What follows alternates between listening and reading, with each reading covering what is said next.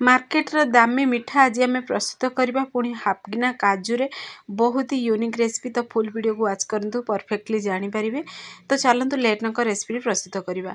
नमस्कार, जय जगन्नाथ झिली कुकिंग को आपण मानक अनेक अनेक स्वागत। तो देखो ये मुझे हाफ गिना काजू नहीं। तो ये काजू गोटे जार को बाहर कर दी गोटे पाउडर आम प्रस्तुत करवा। तो देखिए ग्राइंडर रे जब रही रही ग्राइंडिंग करेंगे टिके समय रे पुणी ग्राइंडिंग करेंगे। तो देखिए काजू मॉइस्चराइजर मात्रा रही पूरा काजू सुखा पाउडर ही बनब ओदालिया रही। तो जेहेतु हाफ गिना काजू नहीं तो हाफ गिना ही मुझे चीनी नहीं।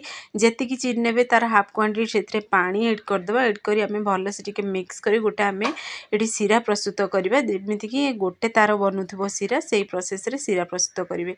तो देखो आपण पाखर भी देखी दूसरी यही गोटे तार बनूबा दरकार बा चिपचिपिका थी दरकार। तो आमर सीरा परफेक्टली पूरा प्रस्तुत हो सारा। तो ये जो आम काजू पाउडर रखी ना से काजू पाउडर को एड करदे। एड कर हाफ गिना मुझे पुणी थे देखो ये मुझे नड़िया पाउडर।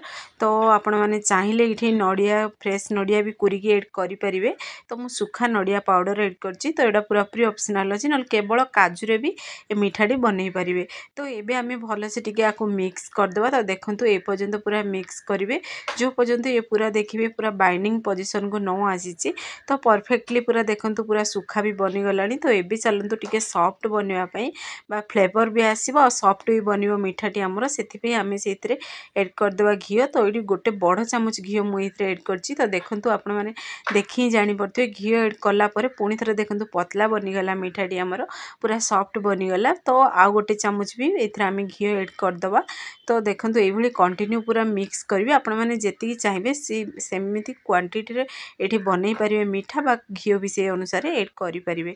तो देखो आ गोटे चामच भी मुझे घी एड कली पुणी थे टिके मिक्स करी आम गैस आंचु पूरा स्लो आंच रखी सब ये सब प्रोसेस बनवा। तो देखो परफेक्टली पूरा बनी भी गला पूरा करे भी से छाड़ी भी सारा।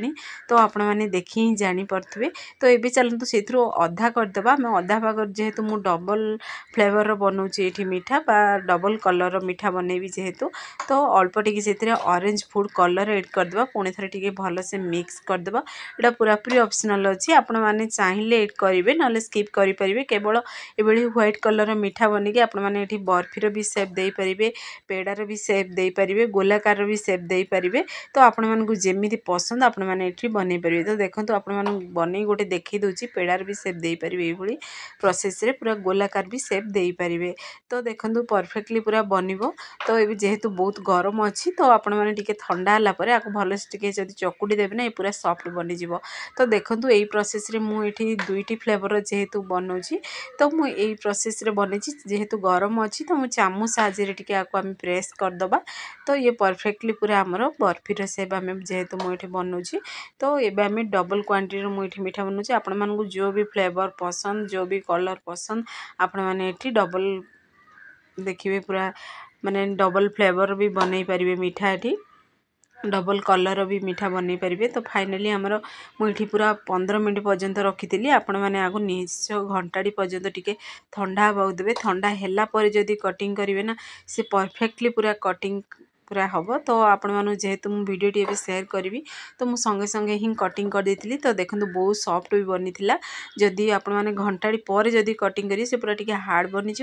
आउ देखिए पूरा कटिंग भी परफेक्टली हम पूरा देखिए माने मिठाटी आपण मैंने कटिंग करने समय से खंड हेनी।